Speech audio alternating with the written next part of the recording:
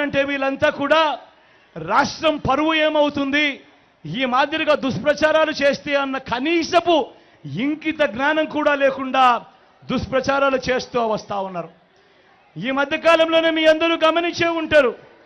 ఈ మధ్యకాలంలోనే ఇంకో దుష్ప్రచారం ల్యాండ్ టైటిలింగ్ యాక్ట్ మీద, మీ అందరికీ గుర్తుందా?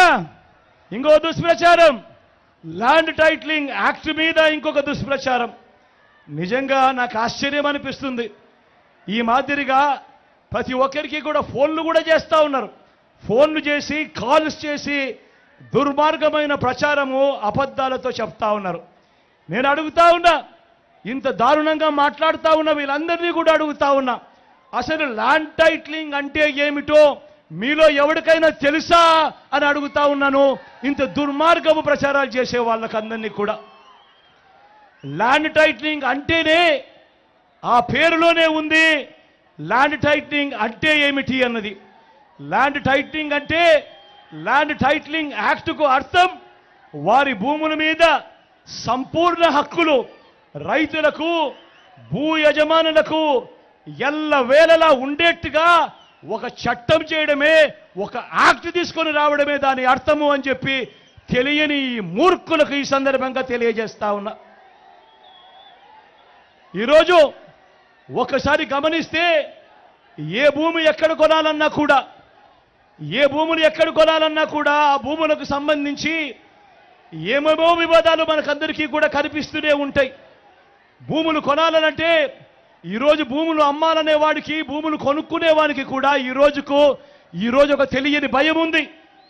కాగితం మీద ఉన్న భూమి కంటే ఎక్కువ తక్కువగా ఉండటం, సబ్ డివిజన్ జరగకపోవడం, రికార్డులన్నీ అప్డేట్ కాకపోవడం, మ్యూటేషన్ జరగకపోవడం, ఇటువంటి అనేక భూ వివాదాలు పెరిగి అమ్ముకునే వారికి కొనుక్కునే వారికి మనశ్శాంతి లేకుండా అధికారుల చుట్టూ కోర్టుల చుట్టూ దశాబ్దాలుగా తిరుగుతూ వస్తూ ఉన్నారు. మీ బిడ్డ తీసుకొచ్చిన సంస్కరణ ఏమిటో తెలుసా?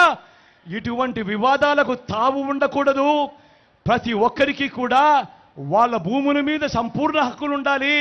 ఆ హక్కులకు గ్యారంటీ ఇస్తూ గవర్నమెంట్ వాళ్ళకు తోడుగా ఉండేట్టుగా చేయడమే ఈ భూ ల్యాండ్ టైటిలింగ్ యాక్ట్కు అర్థం.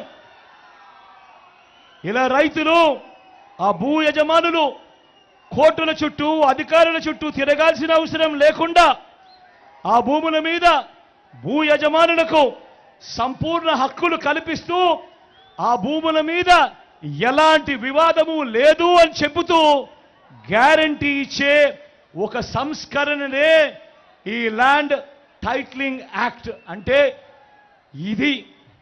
ఇదొక్కటే కాకుండా రేపు వివాదం వస్తే టైటిల్ ఇన్సూరెన్స్ కూడా, రేపు వివాదం వస్తే టైటిల్ ఇన్సూరెన్స్ కూడా చేసి ఆ భూ యజమానులకు గవర్నమెంటే కాంపన్సేషన్ ఇచ్చే విధంగా కూడా చేస్తా ఉన్నాము. అది కూడా చట్టంలో చేర్చడం జరిగింది. మరి ఈ మాదిరిగా ఒక సంస్కరణ తీసుకొని వచ్చి భూ యజమానులందరికీ కూడా, రైతులందరికీ కూడా ఒక రక్షణ కల్పించే కార్యక్రమం మీ బిడ్డ ప్రభుత్వం చేస్తూ ఉంటే, రాష్ట్రంలో ఉన్న ఇది జరగాలి అనంటే, ఈ ల్యాండ్ టైటిలింగ్ యాక్ట్ రావాలి అనంటే, ఇది జరగాలి అనంటే రాష్ట్రంలో ఉన్న మొత్తం 17,000 రెవెన్యూ గ్రామాల్లో మొత్తం కూడా జరుగుతూ ఉన్న సర్వే పూర్తి కావాలి. ప్రతి భూ యజమానికి సంబంధించిన రికార్డులన్నీ కూడా అప్డేట్ కావాలి. ఇది చెయ్యడం కోసం మీ బిడ్డ ఒక యజ్ఞంలా ఈరోజు పనిచేస్తూ ఉన్నాడు. ఇది చెయ్యడం కోసం ఏకంగా ప్రతి గ్రామ సచివాలయంలోనూ ఒక సర్వేయర్ను కూడా ఏర్పాటు చేసి నియమించి ఏకంగా 15,000 మంది సచివాలయంలో సర్వేలను నియమించడం జరిగింది.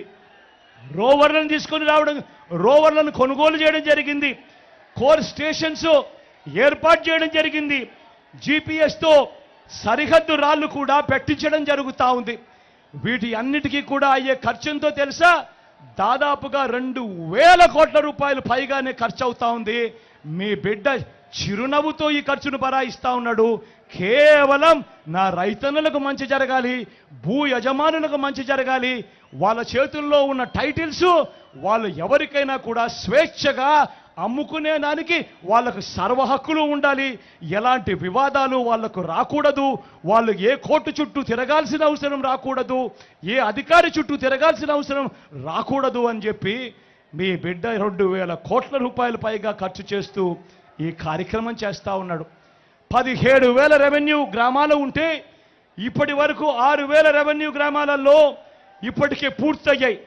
ఇంకా 1.5-2 సంవత్సరాలలో మిగతా గ్రామాలలో అన్నీ కూడా సర్వేలన్నీ కూడా పూర్తి చేసి రికార్డ్స్ అన్నీ కూడా అప్డేట్ చేయడం జరుగుతుంది.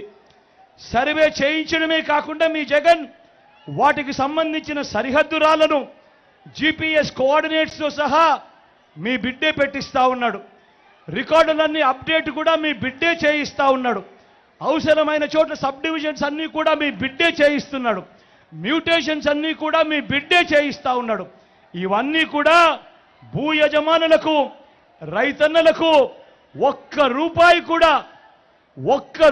కూడా ఖర్చు అనేది వారికి రాకుండా మొత్తం ప్రభుత్వమే భరిస్తూ మీ బిడ్డనే చేయిస్తా ఉన్నాడు. రైతన్నలకు భూమికి సంబంధించిన మ్యాప్తో కూడిన భూ హక్కు పత్రాలను కూడా పదిలంగా రైతన్నలకు అందించే కార్యక్రమం చేస్తా ఉన్నాడు మీ జగన్, మీ బిడ్డ. మరి ఇంత మంచి కార్యక్రమం చేస్తా ఉంటే మీ బిడ్డను ఎవరైనా కూడా సమర్థించాల్సింది పోయి ఎంతటి దుష్ప్రచారం చేస్తా ఉన్నారో ఒక్కసారి గమనించమని మిమ్మల్ని అందరినీ కూడా కోరుతా ఉన్నా. ఇదే విధంగా నేను అడుగుతా ఉన్నా, ఈ విషయాలన్నీ చెబుతూ నేను అడుగుతా ఉన్నా. రాష్ట్ర వ్యాప్తంగా సర్వే పూర్తయినా, ఇప్పటికే సర్వేలు పూర్తయిన 6,000 గ్రామాలలో ఏ ఒక్క రైతైనా కూడా తన భూమి లాగేసుకున్నారని ఏ ఒక్క రైతైనా కూడా చెప్పారా అని అడుగుతా ఉన్నాను. ఈ చంద్రబాబు నాయుడును, ఈ ఈనాడును, ఈ ఆంధ్రజ్యోతిని, ఈ TV5ని, ఈ దత్తపుత్రుడిని నేను ఇవాళ చెప్తా ఉన్నా. మీరంతటికి మీరే అబద్ధాలు చెప్పిస్తా ఉన్నారు. మీరంతకు మీరే జరుగుతా ఉన్న ఒక మంచి సంస్కరణను ఆపడానికి ప్రయత్నం చేస్తా ఉన్నారు. నిజంగా మీ మాటల్లో ఎంత డొల్లతనం ఉంది అనంటే, మీ మాటల్లో చిత్తశుద్ధి లేకపోవడం ఎంత ఉంది అనంటే, ఇదే ల్యాండ్ టైటిలింగ్ యాక్ట్ ఎంతో మంచిది అని చెప్పి శాసనసభలో జరిగిన చర్చ సందర్భంగా ఇదే తెలుగుదేశం పార్టీకి సంబంధించిన పయ్యావుల కేశవ్ ఎంతగా పొగిడాడో ఒక్కసారి అసెంబ్లీ రికార్డులను చూసుకోమని చెప్పి నేను కోరుతా ఉన్నా.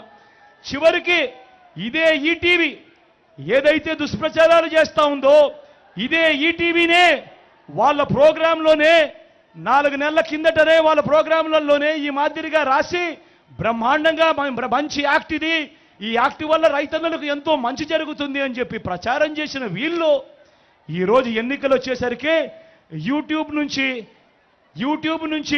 వీళ్ళు ప్రచారం చేసిన ఆ కథనాన్ని తీసేసి ఈరోజు అడ్డగోలుగా అబద్ధాలాడే కార్యక్రమం చేస్తూ ఉన్నారంటే ఆలోచన చేయమని అడుగుతా ఉన్నా. రాజకీయాలు ఏ స్థాయికి దిగజారిపోయాయి అని చెప్పి. ఇదొక్కటే కాదు, అవ్వా తాతలకు మొన్నటి దాకా ఇంటికే వచ్చే పెన్షన్ను అడ్డుకున్నది ఎవరు అని అడుగుతా ఉన్నాడు మీ బిడ్డ. ఎవరన్నా అడ్డుకున్నది? ఎవరు తమ్ముడు అడ్డుకున్నది? ఎవరన్నా అడ్డుకున్నది? అక్క ఎవరు అడ్డుకున్నది? చెల్లి ఎవరు అడ్డుకున్నది? చంద్రబాబు నాయుడు మనిషి నిమ్మగడ్డ రమేష్ అనే మనిషితో సాక్షాత్తు చంద్రబాబు నాయుడే ఎన్నికల కమిషన్కు లేఖ రాయిస్తాడు. లేఖ రాయించి వాలంటీర్లు ఇంటికి రాకూడదు, వాలంటీర్లు ఇంటికి పోకూడదు అని చెప్పి అవ్వ తాతలకు అంతటి వరకు అందుతా ఉన్న పెన్షన్ వారి ఇంటికే రాకుండా అడ్డుకున్నది ఈ చంద్రబాబు నాయుడు.